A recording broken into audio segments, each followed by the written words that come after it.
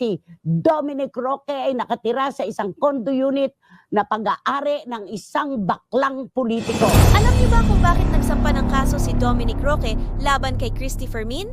Nagsimula ito nang sabihin ni Fermin sa kanyang vlog na sinusuportahan daw si Dominic ng mga politiko tulad ni na Mayor Bullet Halusios at dating Congressman Bong Suntay.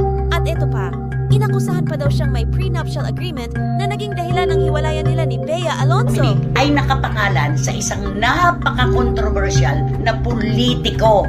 Agad namang itinanggi ni Dominic ang mga paratang sa pamamagitan ng kanyang legal team.